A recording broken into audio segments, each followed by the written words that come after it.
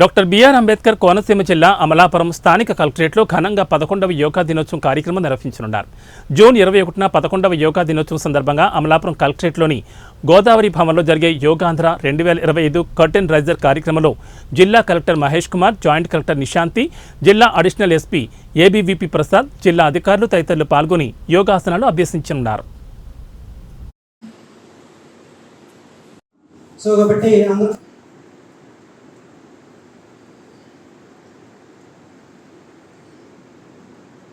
I'll have to say, Om.